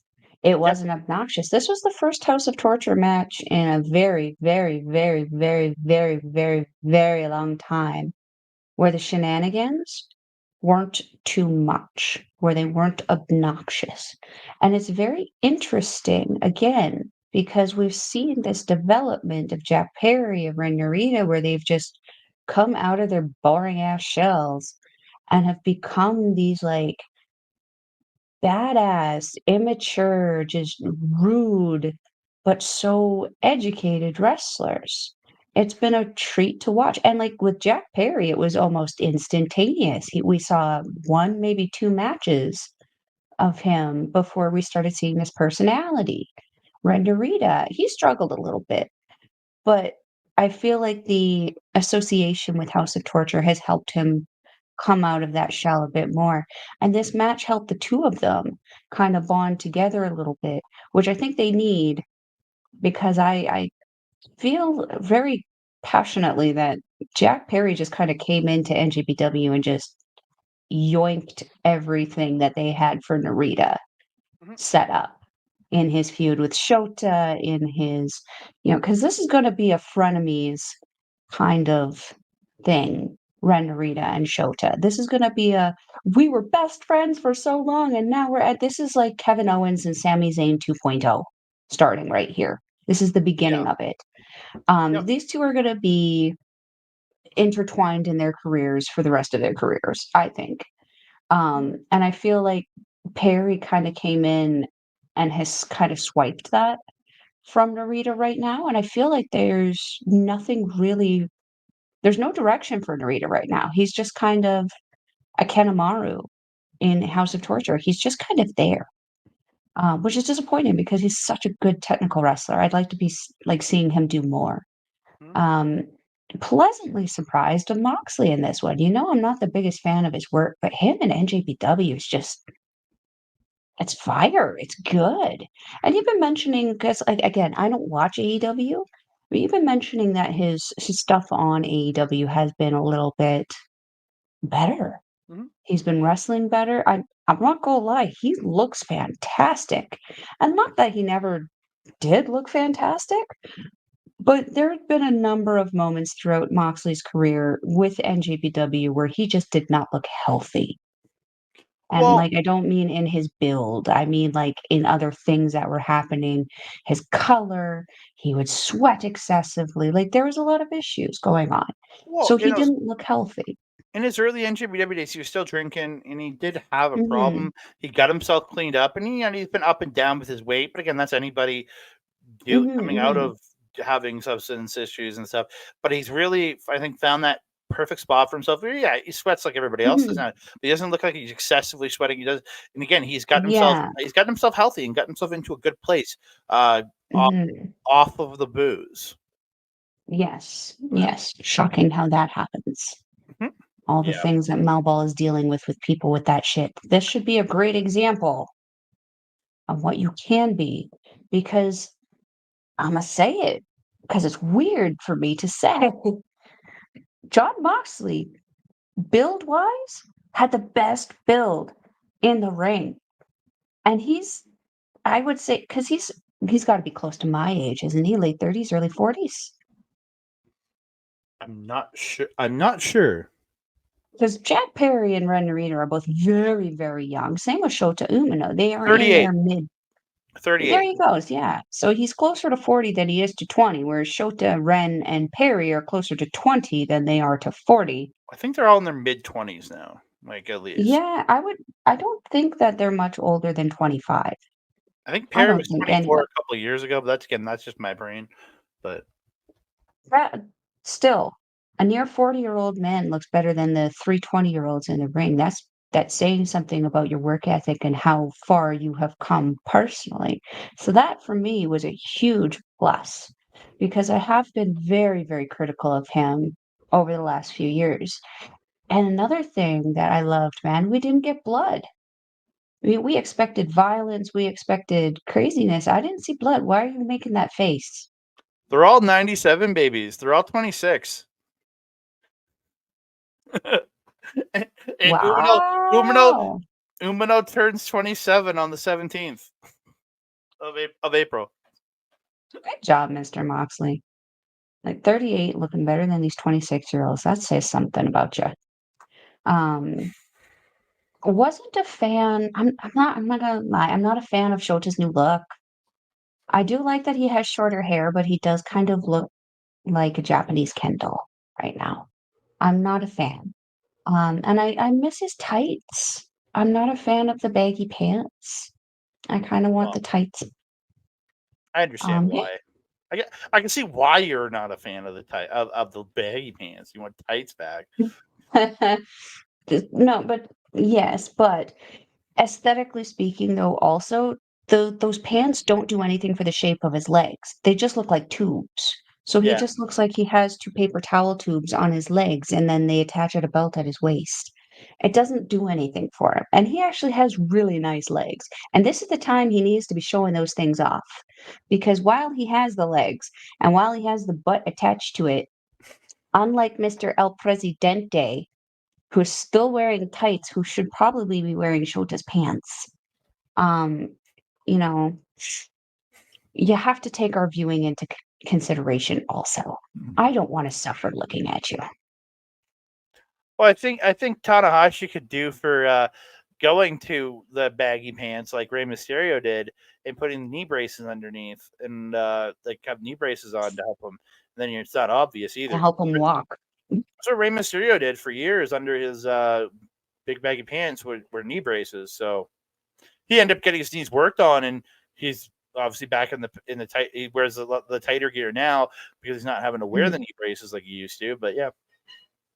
Well, that should definitely be something considered because, gosh dang, I worry about El Presidente's knees. Yeah. Now we move on to the Never Openweight Championship match. It's Evil, who's the champion, defending against Shingo Takagi. With their as in quotation marks, special guest referee, Yoshinobu Kanemaru. I don't think this was ever official. Even though because Marty Asami is out there. And he immediately gets into a shoving match with Kanemaru and sends him to the back because he's not actually a ref. It was so cute. No. Here's tiny little Marty Asami just like, and he's like, meh. And like he's not backing down. Getting right in his face, just as much as he could. He was getting right in his chin. Yeah, it was great though. I loved it. It was so good. Poor Marty though. So yeah, both Togo and Kanemaru are thrown out. So this we get into it. Evil attacks for the bell. Shingo knocks Evil down. He does a dab. He literally dabs. Then he starts dropping elbows and hits a senton. Everybody's Japanese daddy hit dabs today. So, oh Jesus! What? You heard me. Everybody's Japanese daddy. Yeah. Shingo is daddy. I mean, there you go. Well, you've said it before to me when we were just watching him, so I figured I'd make the joke here. Oh dear. Evil. Again, he goes to the floor, he's pulling his shit on the outside. And then they go to do this thing where Shingo's out. He tries to run him into Abe-san. Shingo stops it. They get up on the apron. Evil tries to knock him off the apron into Abe-san, but he doesn't get it. This is where he comes out and tackles. Evil tackles Shingo into Abe-san, taking Abe-san out.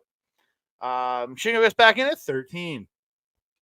They did go for the chair duel, but Evil hit Shingo in the gut and then hit the home run shot with the chair, and then Shingo got in at 13. Mm-hmm. Yeah. Evil attacks. Referee takes away the T-shirt. He wants to choke him, but Evil gets. I didn't see what he had in his hand, but he was choking him with like the tape, or what? I don't know what it was. I couldn't tell either. At first, when I first saw it, I thought it was actually the Garrett, but it would have been more bulky. Yeah, it didn't look like the Garrett either. So, and Dick Togo did have his Garrett later on. He chokes Shingo. He goes to work on the knee. And he goes, and Chris says a comment we have said every time. He says there are so many out there that are saying there are great individual wrestlers within House of Torture, but because they use the shenanigans, he didn't say shenanigans, but he uses all these tactics, we hate them so much. Chris Charlton reads our minds. He is a genius. Maybe he watches the show. We're going to get a lot of back and forth throughout. Suplexes, Dragon Screws, Evil's working, like poking at the eyes. A lot of really good stuff back and forth with these guys. I'm going to kind of roll through a bunch of it. Shingo takes Evil to the top, hits the superplex, only gets two. Shingo fires up. It's tea time, as Chris Charlton yells. Yujiro shows up. Evil fights out of Made in Japan, fakes the knee injury. Yujiro moves corner pad. Evil does the foot does the foot to the ref thing, like the kick, catches the kick, throws to the ref, and kicks him low. And then he mocks the LIJ pose like a dick. Like Evil does a LIJ pose. I was like, you dick. Evil gets darkness, falls for two. He's trying lariats, can't drop Shingo. Shingo catches the arm, snaps it. Shingo unloads, but Evil gets the eye poke. And Yujiro, he runs him into the ropes. Yujiro hits him with the chairs. The rest distracted. And Evil gets the Darkness Scorpion. Bushi, after Shingo gets up, Bushi shows up. I mean, I put quotation marks on Bushi. You can tell it's not Bushi from the beginning. And it ends up being Togo. He attacks Shingo on the ropes. The real Bushi shows up, pulls the mask off to reveal Dick Togo, the other Dick. The Dick in Would that be technically indecent exposure? he revealed his dick. He revealed Evil's dick in public. He publicly exposed him. He publicly exposed Evil's dick.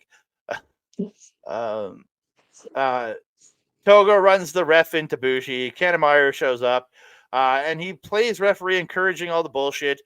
We get Dick to Dick contact. Magic Killer from Dick and Evil. And Kanemaru does a fast 3 count and declares Evil the winner. And Yujiro rings the bell, but it's not actually over because Kanemaru is not an actual ref. Hiromu shows up in a ref shirt, though. Takes out Togo.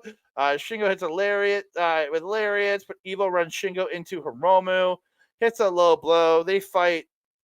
Shingo ends up fighting back. Hits everything as Dragon, but Kanemaru stops the pin. Kanemaru takes a shot, but Shingo stops the Santori surprise. Togo gets the garrote, but Shingo fights off the garrote. And Bushi sends Togo to the floor, hits the suicide dive. Shingo takes the shot, ducks the belt drop from Evil, hits the he gets the Santori surprise. Yujiro misses with the powder, hits Evil in the face with the powder. Hiromu takes out Yujiro. Hiromu brings an actual ref, Red Shoes, in. Shingo picks up Evil, last of the Dragon.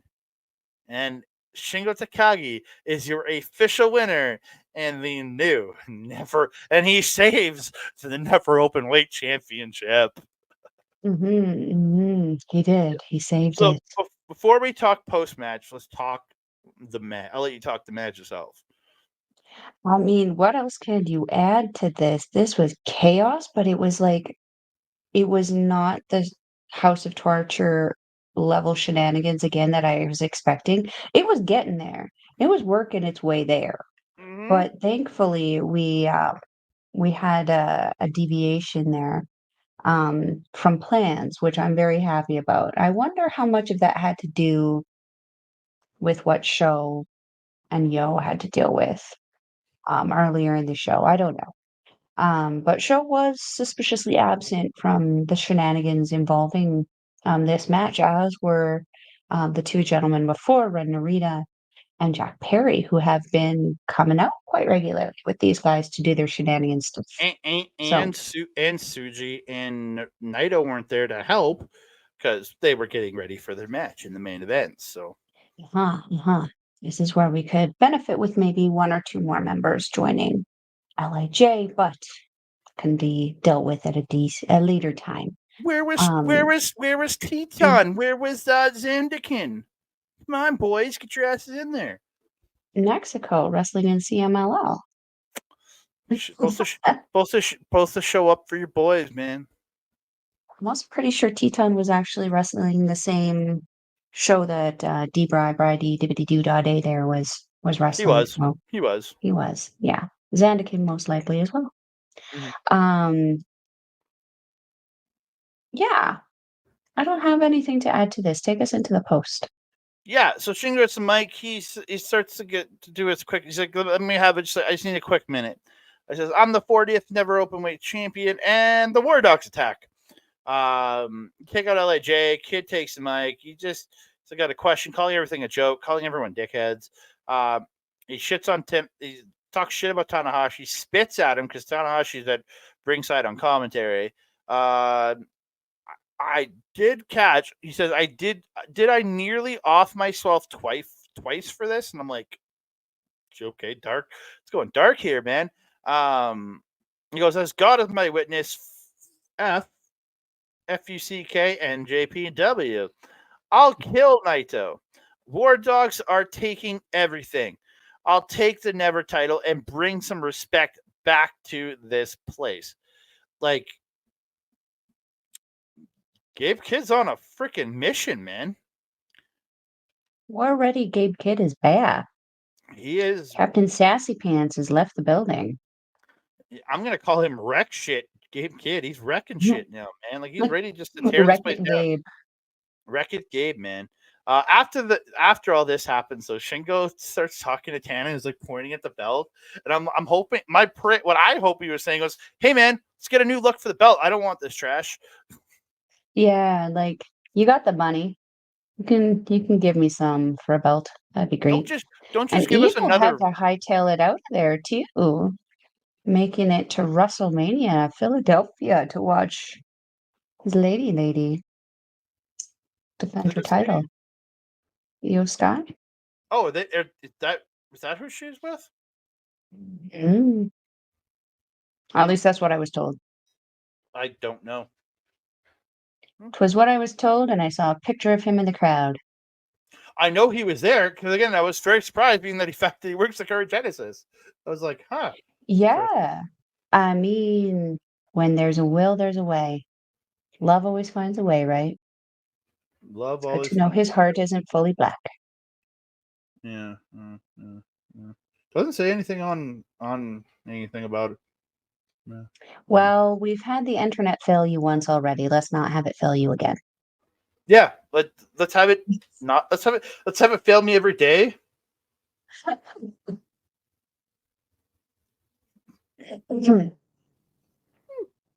Sorry. Yeah, but Join again, us, sir. Join us. so we're gonna move on. Main event of the evening.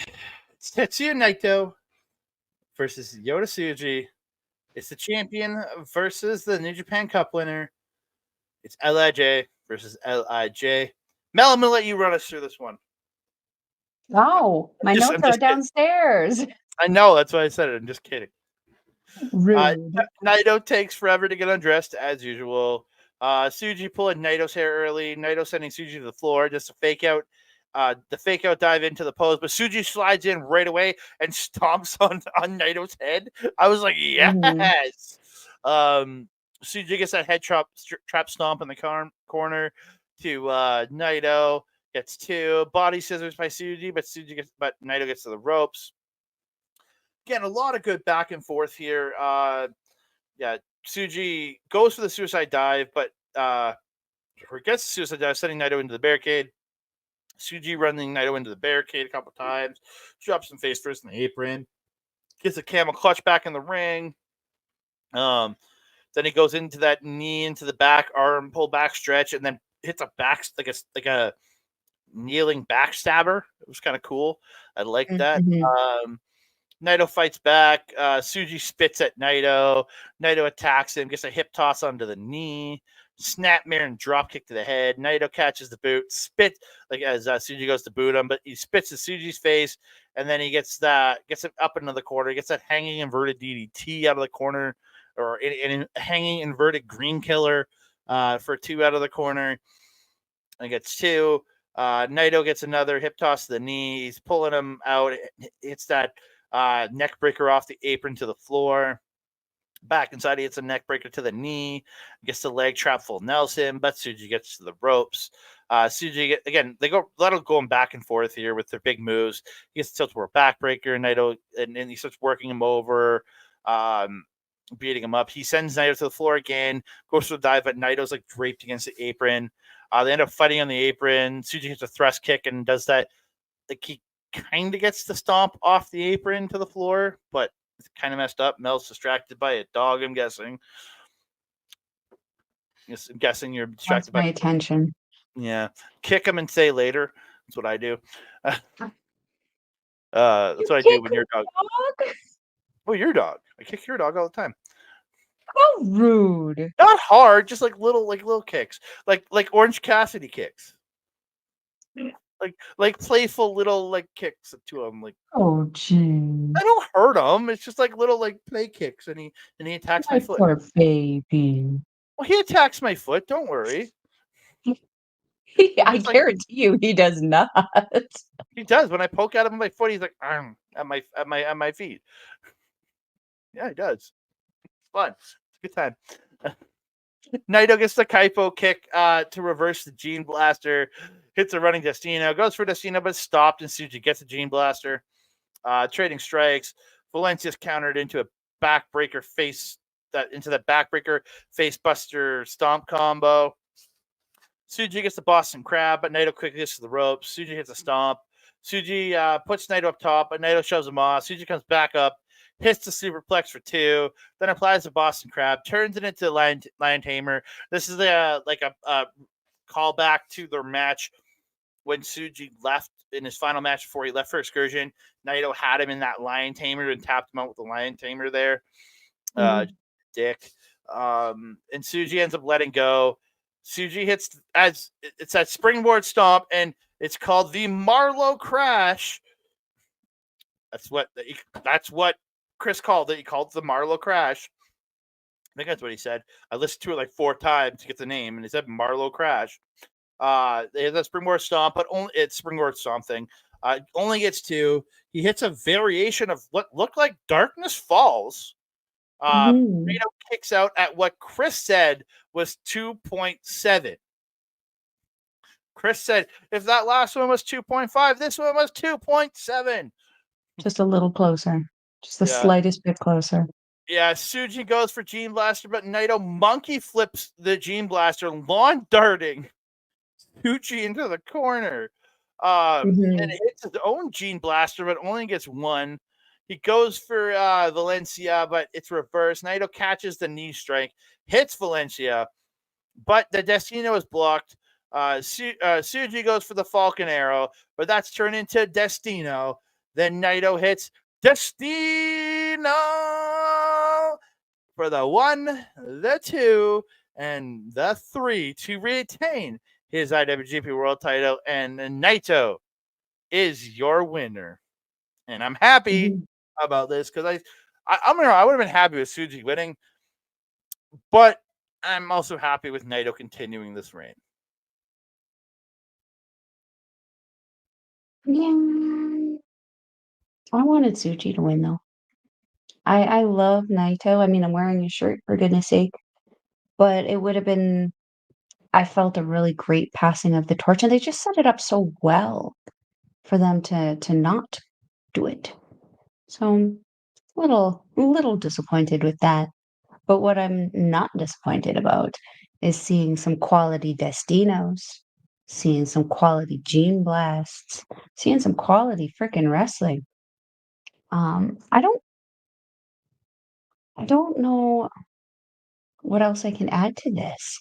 This was just a really, really great main event that was like, considering the chaos of the couple matches that came before it, it was a nice, more steady pace. I would compare this to like a classic roller coaster that gave you that climb, slow 100-foot climb at the beginning and then slowly drifted you off and you had a great time throughout it, but then it slowed down at the end there. It wasn't like some of these ones that just shot you out the tunnel at, 60 miles an hour or something, like the Incredible Hulk in Orlando, Florida does.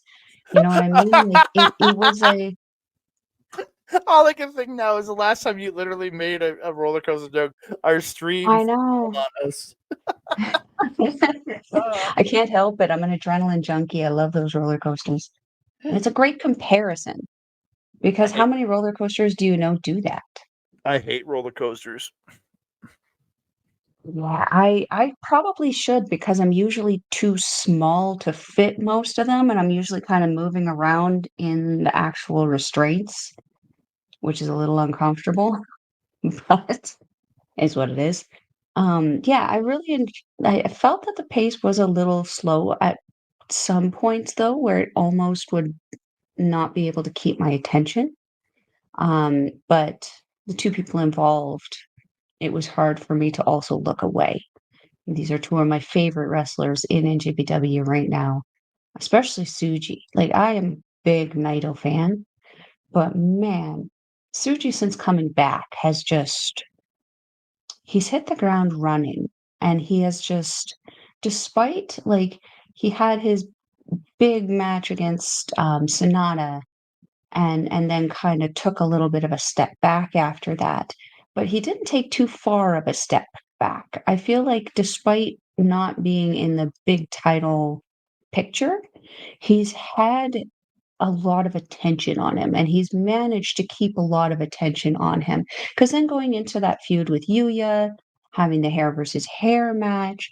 Like that kind of breathed new life into him to set up for this. And then the the cup win, just was just that cherry on top. So I really did feel that winning the IWGP World Heavyweight Championship from Naito here was just going to be that extra whipping cream, the little sprinkles on top, maybe some edible glitter just for shits and giggles. Um, Alas, we just got this incredible match of apparent like it felt like student versus the teacher, and it just ended up being this amazing shenanigan free main event that we have been waiting for the last little while. It was great. Yeah. Congratulations, Mr. Naito. Post match, Mox comes out, and they set up their match at Windy City Rally to be a World Heavyweight Championship Mhm. match. And Mox says, Chicago, April 12th, IWGP Championship, new champion. That's pretty much it. Yeah, Mm. it's possible. It's a small possibility, Mel. Or Tanahashi seems to like Moxley, so you never know. He might give him the title. Good for him, but El Presidente, we need to be doing things for your company, not for your friends. So the better part of the company does not want nor need John Moxley to be IWGP World Heavyweight Champion. We need someone who's going to be in Japan regularly because we already have we got that global title. Now where the fizzity yuck is it? Where's Mr. It's Nemeth this week? it, Is it's he in it's Philly it's too? it's it's all around the global. It's all around the globe right now. It's everywhere in the globe I'm except like, Japan. but here's my problem though. When was the last time it was mentioned? When was the last time it was seen? Does he have that title with him? Is he Friday, showing it off? Is this he coming carrying it Friday, around? this coming Friday, Okay, but when did he win it?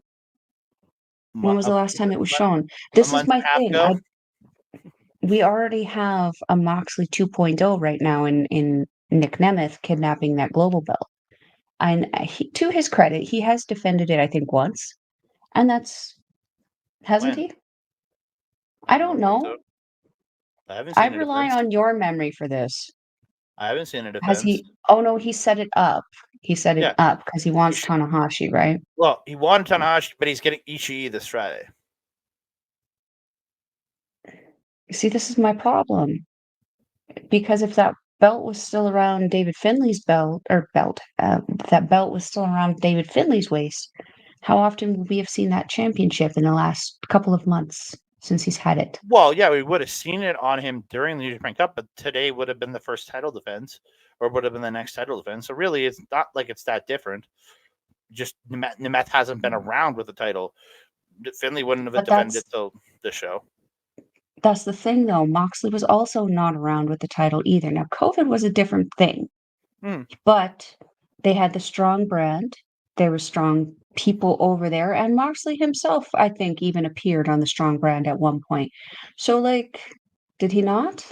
I think he appeared once or twice. Okay, only make that face if it was not at all and factually. You made me feel stupid for a second there.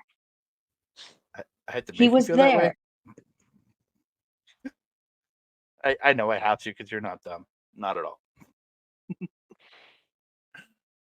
There was a very long period of time that John Moxley did not defend the US title. This is very staunchly against what it is that NJPW has set up for its titles. We saw Tomohiro Ishii at one point have to relinquish the Never Openweight title, I believe it was, because he was sick and he did not get an opportunity to defend it within the 30-day period. He was stripped of it then. This is what Yeah. should happen if you don't appear in the company with the title. John Moxley did this. He was given a pass. Now we have it with Nick Nemeth. I'm not happy with this. However, if we can get someone to reseparate that intercontinental. I know that we have a global one, but we can do an intercontinental something too. We can't keep putting belts on foreign people and then sending the foreign people away. That I agree. defeats the purpose.